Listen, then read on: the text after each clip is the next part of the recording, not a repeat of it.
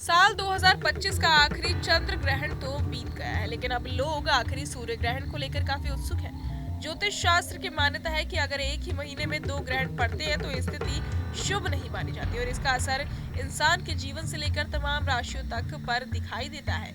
वहीं दूसरी तरफ विज्ञान इसे सिर्फ एक प्राकृतिक और खगोलीय घटना मानता है जो पृथ्वी, सूर्य और चंद्रमा के एक सीध में आने पर घटित होती है। इस बार खास बात यह है कि अश्विन माह की पूर्णिमा तिथि को चंद्र ग्रहण पड़ा था और अब अमावस्या तिथि को सूर्य ग्रहण लगने वाला है, यानी एक ही महीने में दो बड़े ग्रहण होने वाले हैं। एक मीडिया हाउस द्वारा छपी खबर के अनुसार एक ज्योतिषाचार्य पंडित ने इस बारे में जानकारी देते हुए बताया कि 21 सितंबर को साल का अंतिम सूर्य ग्रहण होगा और ये ग्रहण आंशिक होगा। इसका मतलब है कि इस दौरान चंद्रमा सूर्य को पूरी तरह ढकेगा नहीं, बल्कि उसका कुछ ही हिस्सा ढक पाएगा।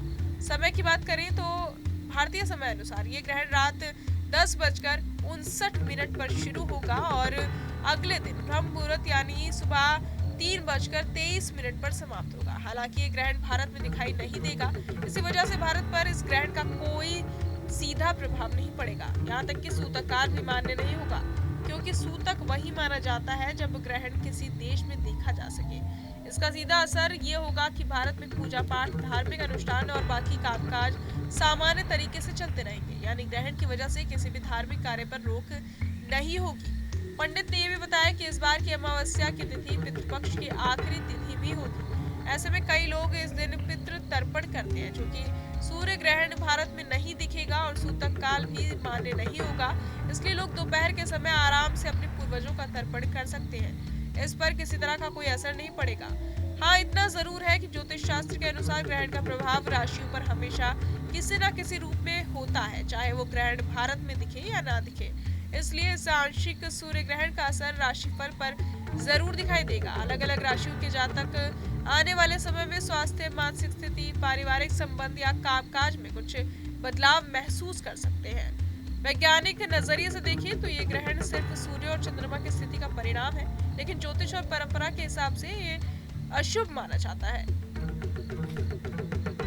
खासकर जब एक ही महीने में दो ग्रहण आते हैं तो इसे ज्यादा गंभीरता से देखा जाता है। तो कुल मिलाकर कहा जाए तो 21 सितंबर की रात से शुरू होकर अगले दिन सुबह खत्म होने वाले यह आंशिक सूर्य ग्रहण भारत में दिखाई तो नहीं देगा, लेकिन आस्था रखने वालों के लिए ये महत्वपूर्ण जरूर है।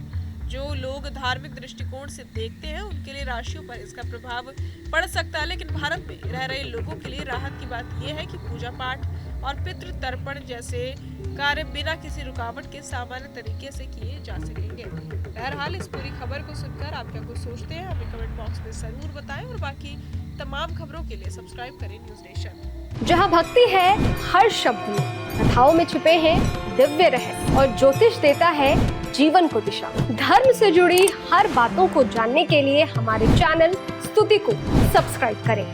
चैनल पर जाने के लिए इस लिंक पर क्लिक करें।